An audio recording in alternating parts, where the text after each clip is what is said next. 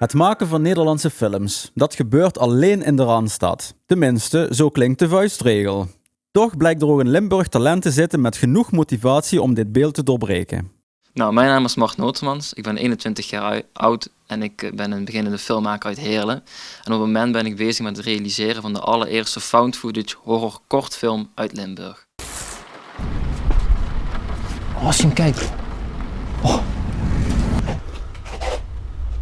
Dat hoor je ook, toch? Ja. Het is een unieke film, vooral ook in het verhaal. Een heel mooi verhaal, een heel spannend verhaal vind ik. Het gaat namelijk over 4 eindstudenten van het eindexamen die een opdracht krijgen om een angst te onderzoeken. En zij kiezen voor de angst phasmofobie, oftewel phasmofobia. En phasmofobie is eigenlijk de angst voor het paranormale. Dus dat zijn eigenlijk geesten. Dus eigenlijk is phasmofobia angst voor geesten. En zij gaan dus een verlaten huis onderzoeken waar volgens verhalen vele paranormale dingen gebeuren. En dan komen ze al snel genoeg achter dat ze daar niet welkom zijn. Dat is een heel spannend verhaal, wat het ook heel uniek maakt, want in Limburgse filmcultuur is heel vaak gebonden aan drama. Wij gaan dan nu een horror neerzetten, wat heel vet is, in een found footage stijl. En de found footage stijl is een heel bijzondere werkwijze om iets te filmen. We gaan straks kijken in de ogen van de lens, dus wat de camera ziet van een van de karakters, zien wij straks ook. Wacht, mijn scherpte doet raar. Ik start hem even opnieuw op. Ja, hij loopt weer. Gaan we verder. Hallo? Kijk, dit is Siem. Even lachen. Siem legt het hele onderzoek vast met zijn camera. We kijken straks de hele film vanuit de ogen van de lens. Wat de camera straks ziet, zien wij straks ook. Waar ga je heen? Ik dacht dat ik daar wilde worden. Ja, we zijn dus nu bezig met het opzetten van een crowdfunding. Omdat een film maken kost nou eenmaal veel geld. Dus daarom zijn we een crowdfundingpagina gestart. Op die pagina staat bijvoorbeeld een video waar wij ook uitleggen over meer informatie over de film. En natuurlijk ook veel meer informatie over wie erin gaat spelen en wat we nodig hebben.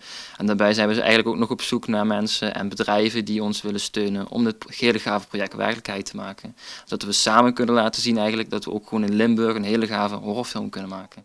De film produceren doet Mart niet alleen. Daarin wordt hij ondersteund door de mannen achter REC 709 Crew. Mijn naam is Boudewijn Lemmens. Ik ben producent en regisseur voor REC 709 Crew. En wij zijn een videoproductiebedrijf met als doel om uiteindelijk speelfilms te maken.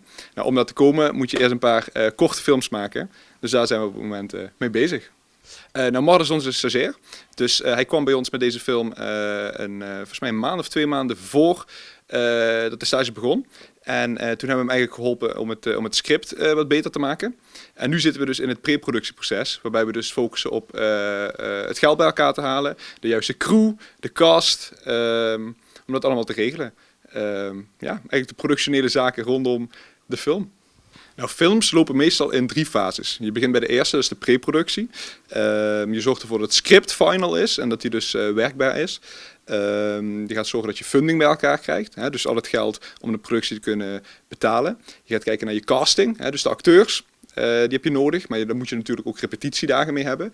Je hebt crew nodig, dus denk aan je cameramannen, maar ook je make-up artists. Alle mensen die op set meewerken. Nou, de tweede fase, dat is de productie. En bij de productie wordt eigenlijk de film geschoten. Kijk, bij een speelfilm is dat bijvoorbeeld een maand of 2 maanden lang, wat je aan draaidagen hebt. Bij korte films kan dat bijvoorbeeld in 1 dag, 2 dagen, 3 dagen. Deze film wordt geschoten in 4 dagen. Dan gaan we naar de derde fase en dat is de postproductie. En in de postproductie wordt de film geëdit. Hij gaat de montage in. De kleuren worden goed getrokken. De componist zag dan ook meestal met het maken van de muziek. Voor deze film hebben we alleen voor de beginscène een klein muziekstukje. En voor de rest natuurlijk de soundscape. Dus ervoor zorgen dat alle kleine voetstapjes, de wind, al die kleine dingetjes, dat dat goed klopt en dat er goed in zit. Wat er dan komt, dan is de film dus helemaal af. En dan ga je dus kijken van hoe gaan we hem distribueren. Hoe gaan we ervoor zorgen dat zoveel mogelijk mensen die film zien? Nou, voor deze film komt er sowieso een première. Dus er zullen veel mensen hem zien. Maar we hebben ook een festivalstrategie. Waardoor we dus naar verschillende filmfestivals gaan we hem inzenden. Met als doel dus dat zoveel mogelijk mensen hem zien. En wie weet een selectie of een nominatie. Of misschien zelfs een prijs kunnen meepakken. Ja. Dat hoor je ook, toch? Sst. Moet toch gaan checken. Hoe moet dat nu? Natuurlijk, kom. Nou, films zijn in mijn ogen de meest volledige kunstvorm die er bestaat. Je hebt het zelf wel eens meegemaakt, hè? Je kijkt een film en je zit compleet in het verhaal. Hè? Je wordt helemaal meegenomen erin. En dat is gewoon prachtig. En niet alleen het kijken van een film en meegaan in dat verhaal, maar vooral ook het maken van films. Echt, soms sta je op een set en het is net een wilde westen, moet je rennen, moet je hollen. Maar soms gaat het juist ook heel erg goed en hoe het hoort. En juist die combinatie daarin, met ontzettend getalenteerde, geweldige mensen, werken aan iets moois. Dat vind ik echt gewoon het mooiste wat er is, het leukste wat er is. En daarom vind ik dat we meer films moeten maken in Limburg. En niet alleen meer films, maar vooral goede films. Van mij mogen mensen wat kritischer zijn op het script. Dus bij die preproductie, voordat je echt gaat filmen, laten we eens even kijken, wat gaan we nou eigenlijk filmen? Het is nu februari en we hopen in mei de film af te hebben. Dat zou dus inhouden dat wij eigenlijk in juni hopen dus de première te kunnen houden. Dan gaan we ook een filmfestival run doen. En dan willen we het eindelijk wel gewoon openbaar zetten, dat zoveel mogelijk mensen gewoon van de film kunnen genieten. Daarnaast kunnen heel veel mensen nog gewoon altijd op de Voor de Kunstpagina veel informatie vinden. Want ook al hebben we straks het budget bij elkaar, blijven we daar gewoon updates plaatsen over hoe ver we zitten in het proces van de film. Sien!